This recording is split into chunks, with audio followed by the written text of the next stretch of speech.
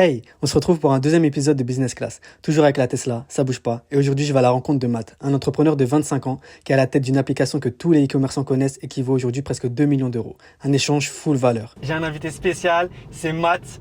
Il a fait une application Shopify. Il va nous raconter tout ça, ça va être trop bien. Matt, je te laisse te présenter. Hello à tous, je m'appelle Matt, j'ai 25 ans et j'ai créé White Bundle, donc une application Shopify en mai 2020, donc il y a un petit peu moins de 3 ans. Ça fonctionne bien déjà, ça fonctionne bien. Et voilà, mon objectif à la base c'était de créer 5 applications Shopify. Donc j'en ai une deuxième aujourd'hui qui s'appelle Wide Review. On n'est pas trop focus dessus, on est surtout focus sur White Bundle, mais c'était l'objectif. Ok, c'est cool, énorme. Tout ça, t'as quel âge, tu m'as dit 25 25, ouais. 25 ans. C'est-à-dire que tu as commencé à 22. J'ai même commencé avant puisque Ouais. ma première application Shopify c'était en 2017. Du coup j'avais 20 ans je crois, un peu 20 ans, quelque chose comme ça, ouais, je Ok. devais avoir 20 ans. Ça n'a pas fonctionné et du coup j'avais 22, 23 ans je pense quand j'avais créé White Bundle. Incroyable, incroyable. Et du coup, alors raconte-nous un peu ton parcours. Est-ce que tu as fait des études avant, tes premiers business? Qu'est-ce que tu as fait? Parce que tu n'as pas commencé directement avec l'application. Donc vas-y, dis-moi tout. Ouais, carrément. Alors moi à la base je kiffe le développement web, donc on va revenir loin. Allez, Quand j'avais- revenons aux bases. Exactement, quand j'avais 13 ans en fait, je jouais beaucoup aux jeux vidéo et j'ai appris à développer à ce moment-là. Parce que je voulais créer des choses pour les jeux vidéo, créer des sites, j'avais plein d'idées et en fait il fallait développer. Donc j'ai appris à développer quand j'avais 13 ans, je me souviens c'était un site qui s'appelait le site du zéro qui s'appelle aujourd'hui Open Classroom. Ok. Et en fait j'ai créé des projets, j'ai créé plein de trucs et en fait l'objectif moi c'était pas forcément de créer une entreprise, c'était plutôt de travailler dans une grosse boîte style Facebook parce que j'avais en tête Mark Zuckerberg.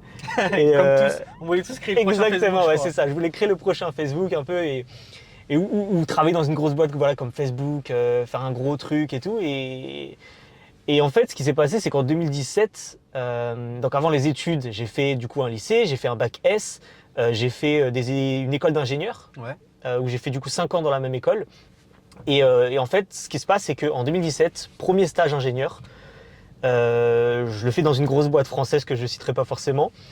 Et en fait, je me plais pas trop. Je kiffe pas trop. Et du coup, je décide en fait que ça allait pas être pour moi tout simplement. Que travailler dans une grosse boîte, ça allait pas être pour moi. Et en fait, vu qu'à ce moment-là, je voulais aussi créer une boîte, je me dis, bah écoute, t'as pas le choix. Va falloir que tu trouves un moyen de créer la boîte. Et en fait, le truc, c'est à ce moment-là, je me dis, bon, bah, ça veut dire que j'ai 3 ans. Il me restait 3 ans pour la fin de mes études.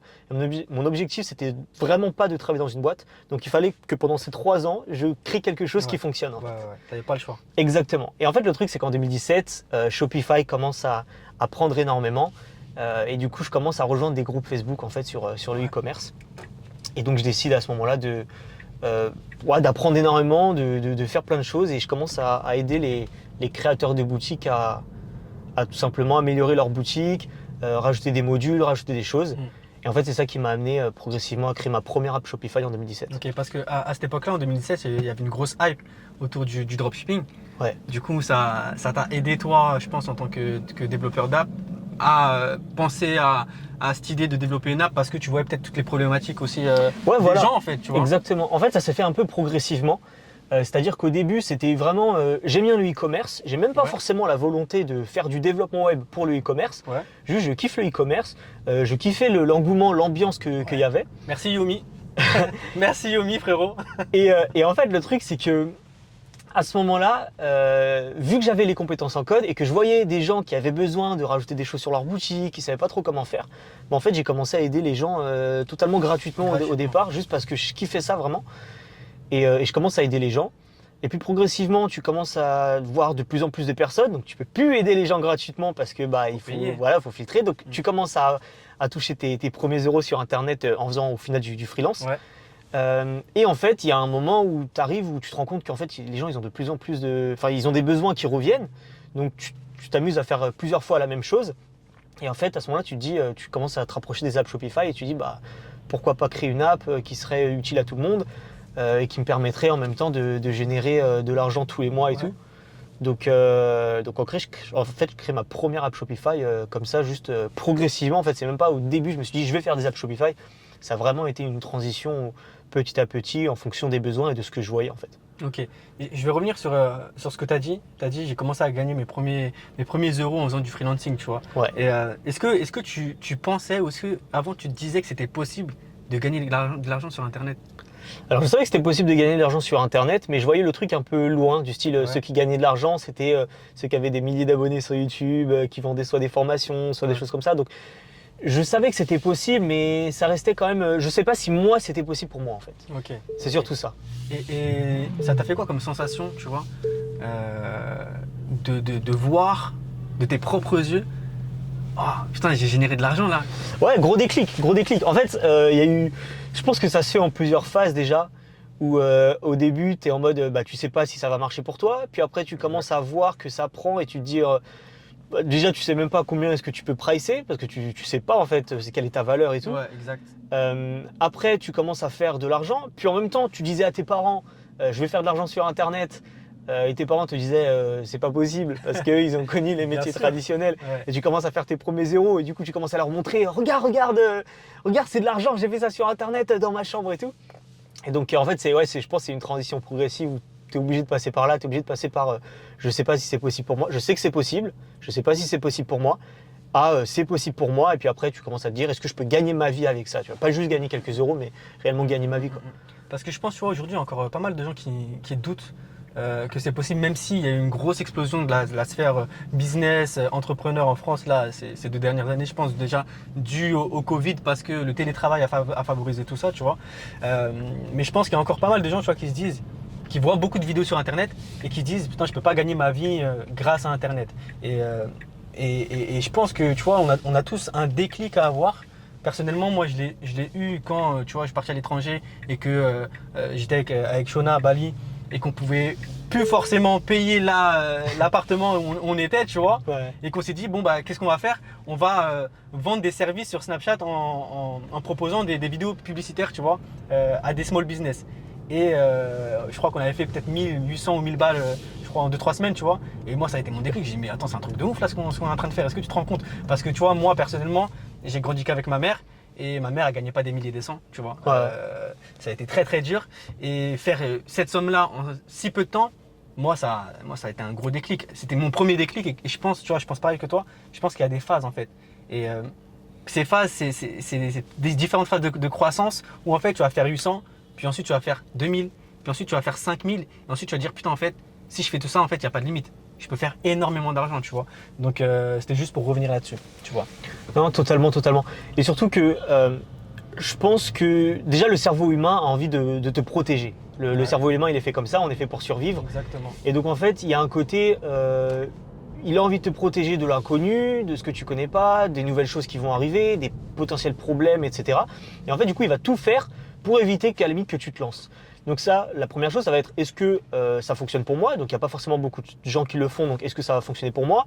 Après, si jamais il y a plein de gens qui le font, tu vas avoir l'effet inverse, tu vas te dire il y a trop de gens qui se sont lancés, donc moi c'est plus possible pour moi. De ouf. Et en fait, le cerveau humain, il va essayer à chaque fois de t'arrêter, de te stopper pour pas que tu te lances. Et en fait, tu vas avoir le déclic à partir du moment où tu te rends compte que tu es en sécurité, tu vois, que c'est rien. Ouais. Et il y a même un concept un peu particulier dont je me suis rendu compte et où j'ai pas mal lu là-dessus.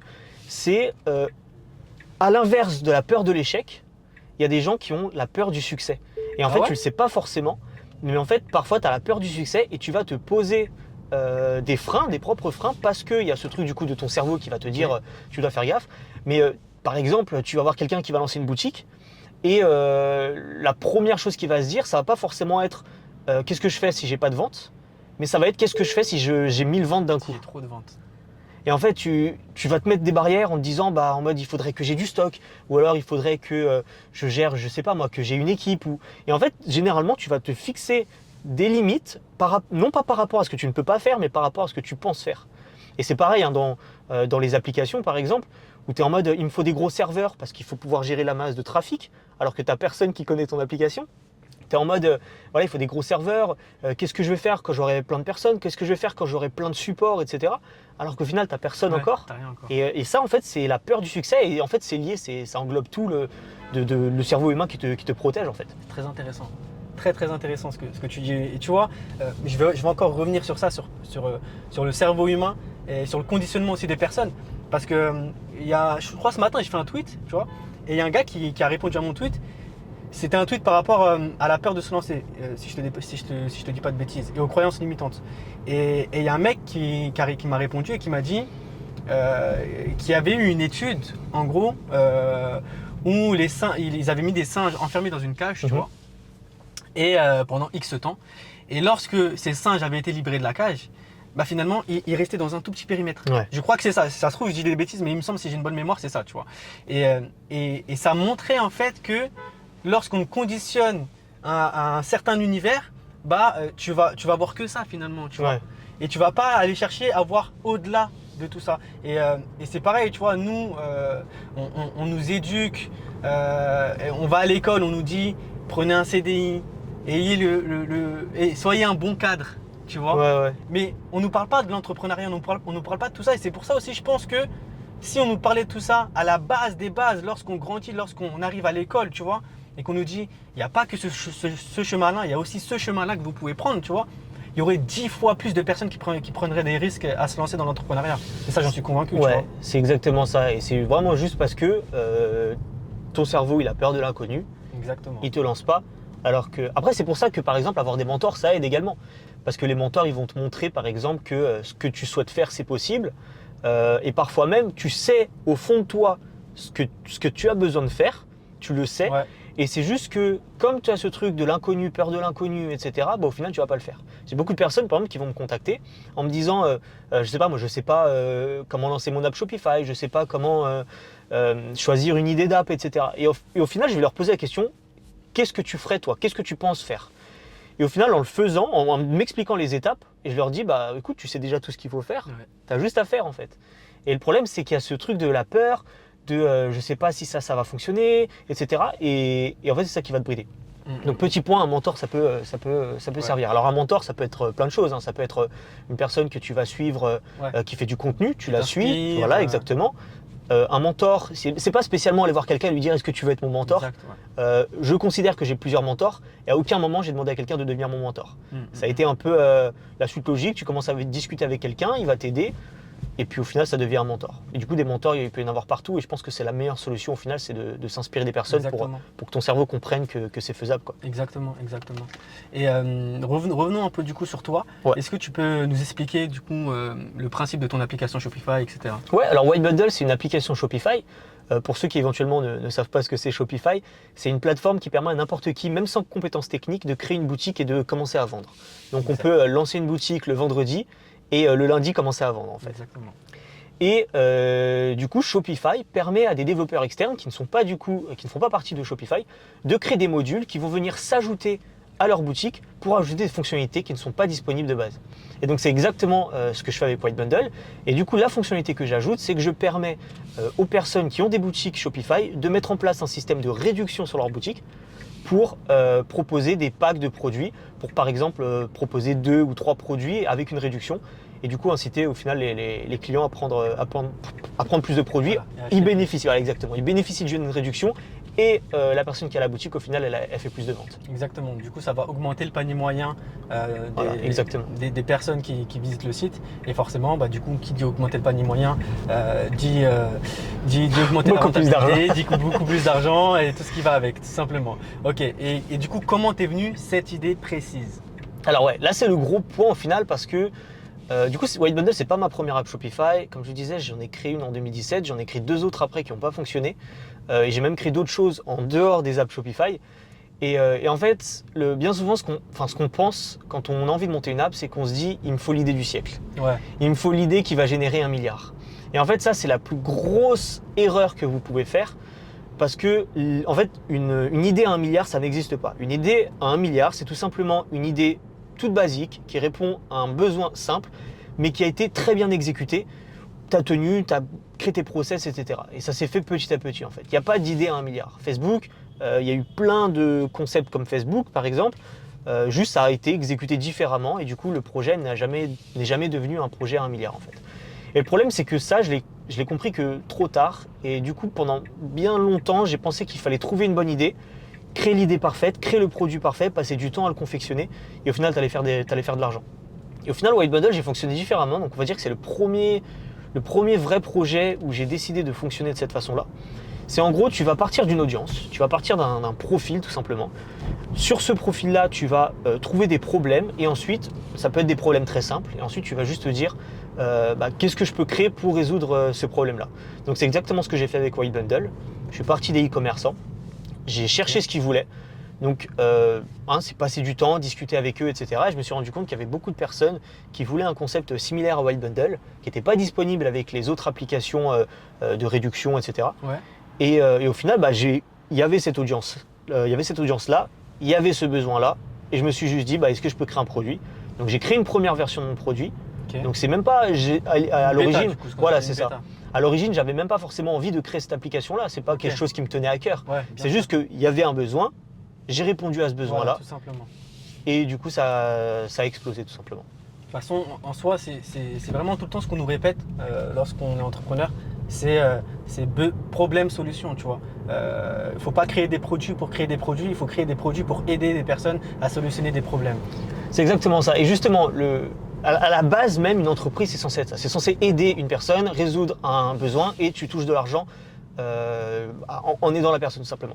Et justement, ça c'est un problème que tout l'aspect dropshipping, je trouve, a cassé et que beaucoup du coup de jeunes entrepreneurs qui se sont lancés en dropshipping auront du mal après à lancer d'autres entreprises, etc. Parce que le concept dropshipping à la base, c'est tu cherches des produits, tu essayes de les vendre. Exactement. Et si ça ne marche pas, tu passes à un autre produit. Il n'y a pas ce concept. En fait, on a pris le truc à l'envers. C'est ça. C'est qu'on est parti du produit, on s'est dit, OK, qui a besoin de ça? Et ensuite, OK, est-ce qu'il y a un problème? Alors qu'à l'origine, ce qu'il faut faire, c'est tout l'inverse. C'est partir d'un problème, partir même d'une audience, se dire c'est quoi le problème? Et ensuite, tu apportes un produit, une solution à ce problème-là. Et du coup, forcément, quand tu fais du dropshipping et que tu essayes plein de produits et que tu as peut-être fait de l'argent, mais que tu passes après sur un business différent, tu vas garder cette mentalité qui a fonctionné pour toi. Et en fait, tu passes à côté de plein de choses et ça ne fonctionnera peut-être pas sur les autres business. Donc vraiment, partez d'un problème, c'est le point le plus important. Énorme. Énorme. Et bon, du coup, parlons un peu chiffres, parce que on sait tous que c'est ce qui intéresse les gens. Tu le sais. Donc aujourd'hui, annuellement, quel est le chiffre d'affaires de White Bundle? Aujourd'hui, on fait 480 000 $ par an. Incroyable. Et en termes de marge, ça représente combien? On est environ 45-50%. C'est ouf. Ça dépend ce qu'on fait, parce que généralement, moi, ce que j'essaie de faire, c'est de pas de garder 45-50% qui vont me servir à rien. Donc en fait, si jamais on va avoir de la rentabilité, on va essayer de le réinvestir. Pas forcément, voilà, exactement. Pas forcément le réinvestir en publicité parce qu'on a zéro coût pub, on fait pas du tout de publicité. Mais ça peut être, par exemple, investir, je sais pas moi, dans des outils qui peuvent nous simplifier la vie des membres de mon équipe. Ça peut être dans du personnel, recruter plus de personnes pour que ce soit beaucoup plus simple. Dans de la formation. Encore récemment, j'ai pris une formation sur comment gérer une équipe. Et en fait, voilà, on va essayer d'investir dans le business pour simplifier les choses et aller améliorer, quoi. Ok. Et du coup, tu viens de me dire que vous dépensez pas en ads. Non. Et du coup, c'est quoi vos sources d'acquisition clients? Alors ça, c'est intéressant, c'est qu'avant même de parler de sources d'acquisition, en fait, c'est que si on part du principe qu'on part d'un problème et d'une audience, si jamais tu pars réellement d'un problème et pas d'un faux problème, parce que des fois les gens ils vont créer un faux problème en disant je vais sauver les personnes qui n'ont pas envie de monter dans les arbres, et au final il n'y a personne, enfin je veux dire, tu as des fois les gens ils inventent des problèmes qui n'ont aucun sens, mais si tu pars d'une audience et d'un problème, c'est que techniquement, quelque part, tu sais qu'il y a des personnes qui ont ce problème-là. Donc si tu sais qu'il y a des personnes qui ont ce problème-là, généralement tu sais où trouver au moins une personne que tu peux contacter en fait qui a ce problème. Ça c'est la première chose. Ça veut dire quoi? Ça veut dire que White Bundle, je ne l'ai pas commencé en me disant je vais chercher 1000 personnes. Je l'ai commencé en me disant je vais juste chercher 2 personnes qui ont ce besoin-là, qui ont ce problème-là, et ce sera suffisant pour créer mon produit pour commencer à vendre. Et surtout, c'est que si jamais ces 2 personnes-là, elles ont réellement le problème, elles seront OK de payer pour le corriger, tu vois. Et donc, avant même de parler de quel canal d'acquisition je vais utiliser, il faut juste se dire où sont les personnes qui ont le problème que j'essaie de résoudre. Ouais. Moi, j'ai trouvé les personnes sur le groupe Facebook. C'est-à-dire qu'en trouvant le problème, en cherchant le problème, je l'ai trouvé chez des personnes qui étaient du coup dans un groupe Facebook. Donc mes premières personnes, elles ont commencé à venir d'un groupe Facebook. Tu envoies des messages privés, tu mets des commentaires, tu commences à discuter avec ces personnes-là, tu leur présentes le produit, tu leur parles de leurs problèmes et tu commences à créer le produit limite avec ces personnes-là. Donc ça, c'est le premier canal d'acquisition au final. Et c'est un peu compliqué parce que bien souvent, les gens, quand elles se lancent dans un business, elles ont envie tout de suite d'avoir 1000 clients. Ouais, tu m'étonnes. Alors que le but, c'est pas forcément d'avoir 1000 clients, c'est juste tu commences à trouver les premières personnes. Tu fais même des choses qui ne scalent pas, c'est-à-dire tu peux pas, à terme, tu peux pas parler à 1000 personnes différentes, mais tu peux parler à 10 personnes différentes. Et c'est le meilleur moyen derrière de créer ton produit, de savoir comment elles parlent, de s'adapter, etc. Et du coup, moi, le premier canal d'acquisition, ça a été les groupes Facebook. Et ça a été l'un des canaux les plus incroyables. Parce qu'après, une fois que tu commences à avoir des personnes, elles vont commencer elles-mêmes à en parler sur le groupe Facebook, à en parler à d'autres personnes. Parce que bien évidemment, vu que tu es parti d'un problème, tu sais exactement ce qu'il faut que tu crées. Et du coup, ton produit, en fait, il est idéal pour ta cible. Et donc, ta cible, en fait, elle va en parler, même sans que tu demandes, elle va en parler, en fait. Et donc, ça, c'est le premier point. Après, tu commences à voir, en fait, pareil, où est-ce que les gens sont. Où est-ce qu'ils vont les chercher. Donc pour une app Shopify, par exemple, on a l'App Store de Shopify qui est incroyable. Donc ça c'est venu dans un deuxième temps. C'est-à-dire qu'il y a beaucoup de personnes qui vont penser que l'App Store Shopify, ça a été mon premier truc, j'ai utilisé ça et au final ça a décollé. Alors que pas du tout. C'est venu vraiment dans un second temps pour accélérer les choses parce qu'au début c'était trouver l'audience, leur parler, etc. Et l'App Store Shopify, pareil. On sait que les personnes qui sont sous Shopify, quand elles veulent une app, elles vont sur l'App Store. Donc on sait que la cible est présente ici. Donc c'est pour ça que j'y suis allé. Donc on va voir ça, on va avoir du coup le bouche à oreille qui va être extrêmement présent. Le bouche à oreille aujourd'hui c'est notre plus gros canal d'acquisition. Okay. On a plus de 30% des personnes qui viennent grâce au bouche à oreille. En fait. Okay. Ensuite on va avoir l'affiliation. Donc là pareil, on sait que notre cible suit des personnes qui créent du contenu. Donc en fait on va leur proposer une offre pourcentage etc. pour toutes les personnes qui réfèrent. On va avoir des partenariats avec d'autres apps Shopify, donc ça a très très bien fonctionné également, où typiquement on va voir pareil, où est-ce qu'elle est notre cible, on va voir du coup nos utilisateurs, quelles sont les autres apps qu'ils utilisent. Donc si on se rend compte que 90% de nos utilisateurs utilisent Loox par exemple, et on va se dire ok ça pourrait peut-être être intéressant de contacter Loox et de se dire on a des utilisateurs en commun, faisons un partenariat. Okay. Et ça fonctionne bien.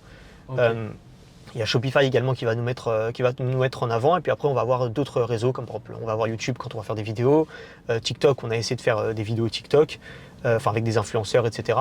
Et après ça va venir de plein de canaux différents, des gens qui vont nous mettre en avant dans des blogs, des choses comme ça. Ok, très bien.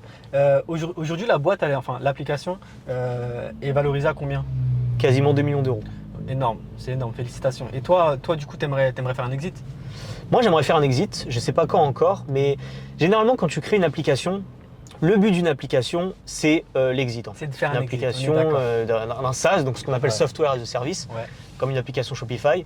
Le but, c'est de faire l'exit. Pourquoi? Parce que quand on compare une application, par exemple, à du e-commerce, les chiffres, ils peuvent paraître beaucoup plus faibles.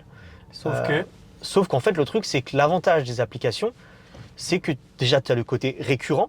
C'est-à-dire que moi, si je m'arrête de travailler, le mois prochain, je toucherai exactement ce que j'ai touché ce mois-ci. Parce que les gens payent un abonnement pour souscrire à ton application, qui fait que forcément, chaque mois, ils vont payer pour ce service-là. Exactement. Alors que sur du e-commerce, si on n'est pas dans le consommable, si on n'a pas mis un système d'abonnement en place, je sais pas moi, par exemple, tu vends des bouteilles d'eau et chaque mois, tu vends des bouteilles d'eau à ces mêmes personnes, les gens vont potentiellement acheter 1, 2 fois, 3 fois maximum sur l'année, tu vois. Exactement, donc ça c'est le premier point positif. Le deuxième point positif, ça va être les coûts. J'ai lancé White Bundle avec peut-être 200 € parce que tu n'as pas de coût de produit, tu n'as pas de coût de logistique, tu as une énorme rentabilité sur des business comme les apps Shopify.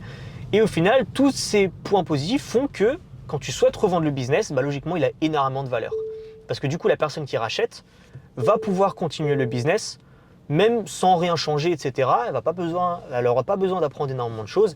Donc c'est pour ça que la rentabilité au final, elle va monter énormément. Et que même si tu ne fais pas des gros chiffres, White Bundle aujourd'hui c'est 40 000 € par mois, enfin 40 000 $, pardon. Au final, même si tu ne fais pas des gros chiffres, quand tu compares avec des gens qui en e-commerce peuvent faire, je sais pas, 200 000, 300 000 par mois, en fait l'avantage c'est que derrière la rentabilité, si jamais je revends l'application, c'est incroyable. Ok, et tu t'aimerais exit à combien? Moi, à la base, idéalement, quand je voulais lancer, c'était à la limite 5 millions. En gros, j'avais un truc en tête, c'est que je voulais monter 5 apps Shopify. Et à la limite, quand je revends, c'est revendre pour 5 millions. C'était un peu le chiffre que j'avais en tête. Revendre toutes les apps, du coup. Revendre toutes les apps, en fait, un pack 5 millions, c'était un peu ce que j'avais en tête. Après, au fur et à mesure, la vision, forcément, elle va changer. Il y a des choses qui évoluent. Tu as des paramètres supplémentaires que tu n'avais pas forcément envisagé au début. Notamment le fait que créer 5 apps Shopify, c'est énormément de travail. Du coup, j'en ai que 2 aujourd'hui parce que C'est juste, déjà ouais, c'est déjà beaucoup, c'est déjà compliqué à gérer. Donc, il n'y a pas 5 apps Shopify. J'ai quand même envie d'en créer 5, mais je ne sais pas quand est-ce que ça arrivera. Donc, peut-être qu'il y aura un exit avant, je ne sais pas. Après, il y a aussi les opportunités. Peut-être que j'aurai, je sais pas moi, une belle opportunité qui va se présenter, un bon montant, avec un bon projet derrière, ou peut-être que j'aurai d'autres envies de business, etc. Donc, ça peut toujours évoluer, mais la vision de base, c'était ça. Ok, ok. Et du coup, autre sujet, j'ai vu que tu avais 14 000 abonnés sur Twitter, mais que tu tweetais en anglais. Ouais. Est-ce que tu peux me dire pourquoi tu as décidé? Parce que moi, c'est une question que je me pose aussi, tu vois. Je me dis en vrai, pourquoi se limiter au marché français alors que je peux aller aussi taper le marché américain, tu vois. Et parce que j'ai confiance en mon contenu, je sais que je peux aider des personnes sur certains types de sujets. Donc, why not? Mais je n'ai pas encore franchi le cap. Donc, ma question, c'est pourquoi tu as choisi de switcher sur du contenu anglophone, tu vois? Ouais, complètement. C'est aussi une question que j'ai eue pour moi-même. Est-ce que je dois faire en anglais? Est-ce que je dois faire en français? Est-ce que je dois faire les deux? Ouais. Et en fait, avant que je me lance à fond sur Twitter, donc en 2021, je tweetais parfois en français, je tweetais parfois en anglais, je tâtais un peu, je réfléchissais encore. Et je ne savais pas forcément non plus dans quelle direction est-ce que je voulais amener mon compte en fait. Où est-ce que je voulais aller, pourquoi est-ce que je voulais créer le compte, etc. Et ça, je pense que déjà, c'est important de le mentionner. Parce que par exemple, si jamais ton but, c'est de créer un compte Twitter et de générer 3 000 € par mois, bon, bah, va tweeter en français, tes 3 000 € par mois, tu pourras les avoir, il n'y a pas de problème. Tu vois. Maintenant, moi, une fois que j'ai décidé de la direction de mon compte Shopify, de mon compte Twitter, et que j'ai su que je voulais partager en fait comment est-ce que j'avais créé des apps Shopify et aider d'autres créateurs d'apps Shopify, Ouais. bah, en fait, la réponse, elle était évidente. Il y a très très peu de créateurs d'apps Shopify en France. Et donc, bah, si jamais je faisais un compte en français, ça faisait pas sens. C'était impossible que je fasse des chiffres intéressants. Et donc, c'est pour ça que j'ai décidé de partir sur l'anglais. Ok. Maintenant, si jamais tu t'adresses à une cible qui est suffisamment développée en France, alors tu peux très bien, et en fonction de ta vision, tu peux très bien faire un compte en français. C'est juste que du coup, par rapport à moi, mon ambition, ce que j'avais envie de faire, bah, j'ai décidé de le faire en anglais. Sachant que pour certaines niches, faire un compte en français, ça peut être largement suffisant suivant ce que tu veux faire. Le marché français, qu'on se le dise, il est suffisamment grand. Pareil en e-commerce, il y a beaucoup de personnes qui vont se dire je vais viser tout de suite le marché anglophone parce que je peux viser le monde entier. Mais il y a aussi une phrase que moi j'aime bien dire, c'est que si tu t'adresses à tout le monde, tu t'adresses à personne. Et en fait, c'est la vérité, c'est que si tu t'adresses sur le marché anglophone, il faut que derrière, il y ait une réelle raison. Moi, c'est parce que le marché français, il était trop petit. Si jamais c'est juste parce que tu te dis je vais toucher plus de monde, tu peux te tirer une balle dans le pied parce que si ça se trouve, ça ne fonctionnera pas forcément. C'est vrai. Et après, voilà. Il y a des acteurs de l'entrepreneuriat qui ont essayé de switcher leur contenu en anglais, il y en a plein. David Laroche, Ouais. qui a essayé de le faire. Il a interviewé Tony Robbins. tu Ouais, vois. ouais. Et aujourd'hui, ils ont re-switché sur du contenu en français, tu vois. Après, je pense que c'est un gros move, tu vois. Et effectivement, ouais, je suis d'accord avec toi. Je pense qu'il faut qu'il y ait une raison principale pour le faire, tu vois. Comment est-ce que tu as fait pour grossir aussi vite sur Twitter? Beaucoup de régularité, en fait, Ouais. surtout. C'est-à-dire que, en fait, il faut que tu te mettes des objectifs que tu peux contrôler et pas des choses où tu n'es pas le seul en fait, à gérer. Donc, il y a beaucoup de personnes, par exemple, qui vont se dire je veux 1000 followers. Ouais. Alors qu'en fait, ce qu'il faudrait plutôt que tu te dises, c'est je vais essayer de tweeter 1000 fois, tu vois. Exact. Déjà, ça, c'est la première chose. D'avoir de la régularité. C'est-à-dire que ce que j'ai fait, c'est que j'ai fait 3 tweets par jour. Au début, le premier mois, je faisais un thread par jour. Après, j'ai arrêté parce que ça devenait trop compliqué. Mais en gros, l'idée, c'est que j'ai fait 3 tweets vraiment quotidiennement pendant des mois. Bon, il y a des jours où je ne me tenais pas forcément et c'est OK. C'est juste qu'il faut vraiment qu'il y ait une régularité et surtout, j'avais un contenu très spécifique pour une audience vraiment très spécifique. Et du coup, si jamais cette audience-là voulait trouver du contenu, en fait, déjà, ils n'avaient pas le choix que de me suivre moi. Parce que du coup, bah, si jamais il y avait des informations et qu'il y en a très peu, bah, tu vas juste là où il y en a. Donc, elles n'avaient pas 45 000 choix. Et surtout, c'est que vu que j'avais une audience très spécifique, je pouvais créer du contenu vraiment super spécifique et apporter énormément de valeur à cette audience-là. Mon contenu n'était pas du coup général, je ne m'adressais pas à tout le monde, je m'adressais vraiment aux créateurs d'app Shopify qui ont envie de créer une app et du coup bah, je pouvais vraiment parler pour mon app Shopify, comment j'ai fait, comment est-ce que j'ai résolu tel problème que seuls les créateurs d'app Shopify ont. Et en fait, c'est de la logique, c'est qu'à partir du moment où tu as de la régularité, que tu apportes énormément de contenu et que tu sais exactement la niche et le contenu dont tu as envie de parler, et ben en fait le reste il suit, tu vois. Ok, et très intéressant. Et Ça t'a ouvert des portes, des opportunités ou pas? D'avoir Ouais. 14 000 abonnés sur Twitter. Ouais, complètement. Justement, c'était un peu la crainte que j'avais au début quand je me suis lancé. C'est que l'objectif, c'était que je voulais que ça aide vraiment mes applications Shopify. Donc, pour Ouais. que ça aide mes applications Shopify, il fallait que j'attire des e-commerçants, tout simplement. Le seul problème, c'est que pour attirer des e-commerçants, pareil, il faut créer du contenu qui leur plaît. Et au final, moi, je voulais pas forcément parler de e-commerce. Je fais pas moi-même de e-commerce, donc ça allait être compliqué pour moi de créer énormément de contenu là-dessus. Et donc, en fait, j'avais un peu ce dilemme de moi, ce que j'aime faire, c'est créer des apps Shopify, créer des business d'applications, etc. Donc, j'ai envie de parler de ça, mais ça va pas forcément m'aider. Donc, en fait, ce que j'ai fait, c'est qu'à ce moment-là, du coup, j'ai décidé de tweeter en anglais pour m'adresser aux créateurs d'apps Shopify. Et en fait, le truc où ça pouvait m'aider, c'est en me disant, je crée du contenu, j'attire des créateurs d'apps Shopify. Je pourrais faire des partenariats avec eux, ce sera beaucoup plus simple. Je pourrais, je serais, je sais pas moi, connu dans le milieu pour tout ce qui est Shopify, donc je pourrais discuter avec Shopify, etc. Pour que ce soit peut-être plus simple pour gérer mes business, etc. Et au final, du coup, ça m'a aidé dans tous ces sens-là. C'est-à-dire qu'aujourd'hui, quand on fait des partenariats, par exemple, avec des apps Shopify, ça nous arrive très souvent que la personne nous dise qu'elle me connaisse déjà, qu'elle me suit sur Twitter. Et à partir du moment où tu es en train de faire un partenariat avec la personne qui te connaît déjà et qui te suit, c'est beaucoup plus simple tout de suite. Ouais, tu m'étonnes. Donc il y a ça. Après, ça m'a aidé aussi du côté de Shopify. On Ouais. va dire que j'ai des contacts chez Shopify de par le fait que je crée du contenu, donc ça les Ouais. intéresse eux également. J'ai pu être invité, je sais pas moi, à un événement Shopify à Londres en septembre 2022, où du coup j'ai parlé devant plein de développeurs Shopify, des créateurs d'apps, etc. sur comment est-ce que j'avais monté mes apps. Donc pareil, ça me fait de la preuve sociale, etc. C'est ouf ça. C'est incroyable. Et en Ça fait, devait être une bête expérience. c'était incroyable, surtout que c'était la première fois que je faisais parce que du coup c'était en anglais bien évidemment. Et quand tu dois discuter, parler en anglais, faire un speech en anglais, c'est beaucoup plus compliqué que quand tu m'étonnes. tweets. Et donc c'était la première conférence que je donnais en anglais. Et ça s'est super bien passé. Ça, c'est un autre point également le fait de tweeter en anglais, c'est que tu t'améliores en anglais. Ah bah oui, tu Donc m'étonnes ça, forcément. c'est vraiment pas mal. Et ouais, bien sûr, ça m'a énormément apporté. Même si je pensais que ça allait pas forcément m'apporter tant que ça, de par le fait que je m'adressais pas à des e-commerçants, au final, ça a vraiment été incroyable et on a eu même des problèmes des fois sur nos apps Shopify. Et tu vois, genre, on demandait à Shopify pour nos contacts et le problème, il pouvait se résoudre genre, en un jour. Alors que si jamais on devait contacter le support, ça aurait pris plusieurs jours. Et donc ouais, complètement, ça m'a totalement aidé et c'est en partie pour ça que l'influence, elle est super utile. C'est-à-dire que même si jamais tu comptes pas utiliser ton compte Twitter pour faire de l'argent, concrètement aujourd'hui, mon compte Twitter me génère 0 directement, c'est-à-dire que j'ai pas de formation, j'ai pas de coaching, j'ai rien, il me rapporte 0 €. Par contre, le côté influence que j'arrive à créer m'apporte des opportunités sur d'autres points, quoi. Donc, Tu m'as dit que le CEO de Shopify te suivait. ouais. C'est une Le dinguerie. CEO Toby me suit sur Shopify et c'est ce qui arrive en fait quand tu crées du contenu ultra spécifique, de bonne qualité, que tu donnes et que tu le fais de façon régulière. Forcément, ça t'apporte des opportunités comme ça. C'est un truc de ouf. Est-ce que tu penses que aujourd'hui la création de contenu, parce qu'on est dans une ère où voilà, tout le monde peut créer du contenu facilement, que ce soit sous format vidéo ou comme toi, sous format écrit avec Twitter, tu vois, est-ce que c'est essentiel pour faire grossir un business à l'heure actuelle? Alors c'est pas essentiel. Tu peux construire un business sans nécessairement avoir de création de contenu. Par contre, c'est un putain de cheat code. Ouais. Genre vraiment, si tu crées du... En fait, le truc, c'est que si demain, il y a quelqu'un qui veut se lancer dans l'entrepreneuriat, qui veut lancer quelque chose, etc., et ben en fait, et qui se donne les moyens, si jamais il crée de la création de contenu, je peux limite lui assurer que dans un an, il vivra de son business, en fait.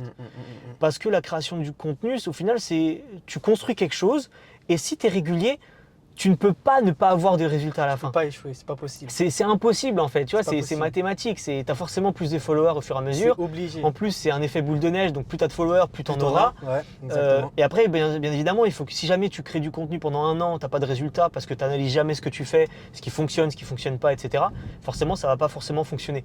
Par contre, si jamais tu as ce travail de je crée mon contenu, j'analyse ce qui fonctionne pas pour faire plus de ce qui fonctionne, que tu t'y tiens et que tu sais où est-ce que tu vas et que tu te dis pas dans 3 mois, ça marche pas, j'arrête. Tu trustes le process, comme on dit. Au final, tu vas faire énormément tu vas générer des revenus, tu vas te créer de l'influence. Et parfois, ce qui est super intéressant, c'est que les gens, ils confondent compétence et influence. C'est-à-dire que tu peux être influent et pas forcément être compétent, mais parce que tu es influent, les gens pensent que tu es compétent. Exactement. Et tu vois, moi j'avais lu un tweet d'un mec qui disait vaut mieux être un demi-expert que tout le monde connaît qu'être un expert que personne ne connaît. C'est exactement ça. C'est exactement ça parce que, en fait, le côté influent, le côté preuve sociale, Ouais. ça crée de la légitimité. À mort. Et en fait, les gens t'associent les compétences. Donc en fait, à partir du moment où tu es influent et tu parles d'un certain sujet, les gens t'associent comme étant expert de ce Exactement. sujet-là. Exactement. Et c'est pour ça qu'on conseille à des personnes qui... Parce qu'il y a des personnes, tu leur dis, bon, bah, tu as envie de faire ça, de faire ce business-là dans un sujet particulier. Tu n'es pas forcément un expert. On leur conseille quand même de créer du contenu, mais ils vont être, oui, mais je suis pas un expert. Et en fait, on s'en fiche. s'en Tu fout. peux très bien tweeter en apprenant. Exactement. Et en fait, tu tweets en Exactement. apprenant, les gens te considéreront quand même comme un expert. Et c'est ça qui est fantastique Ouais. avec eux. Et quoi qu'il en soit, tu vois, il y aura toujours des gens qui auront moins d'expérience que toi. Voilà. Comme il y aura toujours des gens Voilà. qui auront plus d'expérience que toi. Mais c'est comme ça fait partie de la vie. Tu vois, il y a toujours des gens qui sont à un stade plus avancé et d'autres qui sont à un stade plus reculé, tu vois. Mais quoi qu'il en soit, toi, tu es à ce stade-là. Et à ce stade-là, déjà, tu peux apporter à des gens qui sont au stade d'en dessous. Exactement. Donc pourquoi ne pas créer du contenu et pourquoi ne pas partager ce que tu connais déjà sur la chose, tu vois? Voilà. Et ce qui est intéressant, c'est qu'on n'a pas tous le même parcours. C'est-à-dire Exactement. que tu peux très bien faire face à une certaine situation qu'une personne au-dessus de toi n'a pas rencontré, ne rencontrera peut-être jamais. Ne rencontrera peut-être jamais. Par contre, du coup, tu vas quand même lui apporter parce que vu qu'elle n'a pas fait face à cette situation, elle ne connaît pas et du coup, elle apprendra quand même. Ouais, Donc c'est pour ça que documenter et juste partager, ça aide énormément. Surtout qu'aujourd'hui, tu peux partager dans plein de formats différents. Si tu n'es De pas à ouf. l'aise en vidéo, Tu peux le faire à l'écrit. tu peux le faire à l'écrit si jamais tu es LinkedIn, Twitter. Exactement, exactement. Et puis après, le seul truc, c'est de se dire, bah, qu'est-ce que t'aimes, qu'est-ce qui te plaît, qu'est-ce que tu peux faire, et au début te forcer un petit peu. Parce que à la base, Twitter, je connaissais pas trop. C'était pas naturel pour moi de lancer des tweets. Et en fait, il faut juste se dire, ok, bah là, Exactement. je vais m'y mettre. Voilà ce que je vais Prendre goût, faire. pense. Voilà. Et puis en fait, c'est au fur et à mesure. Et maintenant, j'adore Twitter. Mais tu sais que moi aussi, parce que moi je me suis mis à Twitter quoi, il y a peut-être un an, tu vois. Ouais. Aujourd'hui je dois avoir 4100 abonnés, un truc comme ça, 4200. Mais j'étais pas vraiment focus dessus, tu vois, à 100%. Je Mhm. tweetais de temps en temps. Jusqu'à il y a peut-être 3 mois où j'ai pris vraiment Twitter au sérieux. J'ai pris 2000 abonnés d'un coup, tu vois, en l'espace de 2-3 mois. Ouais. Mais là je prends goût à tweeter, tu vois. Je tweete parce que ça me fait plaisir. Et puis en plus de ça, tu vois.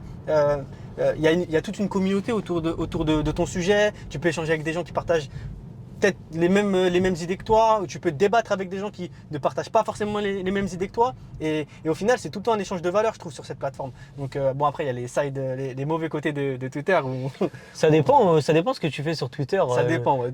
Même dans le business, il y a des mauvais côtés. je Ouais, trouve. c'est ça. Il y a des mauvais côtés. Après, moi, par exemple, j'ai jamais eu de haters, par Mais tu sais exemple. que moi non plus. Et je crois que c'est rare les gens sur Twitter qui n'ont pas de haters. Hein. Mais en Toi, fait, je te mets je en pense- avant. Mais en fait, ça dépend. Moi, je parle. Bon, déjà, j'ai pas forcément de sujets un peu controversés qui font parler, etc. Forcément, si demain je commence à dire Shopify, c'est la vie, WooCommerce, c'est de la merde, Ouais. c'est pas forcément un avis que j'ai. Mais si jamais je dis ça, je vais forcément me mettre à dos certaines personnes. Ouais. C'est sûr. Donc, si jamais tu es en mode, tu te concentres sur ton sujet, sur ce que tu maîtrises, etc.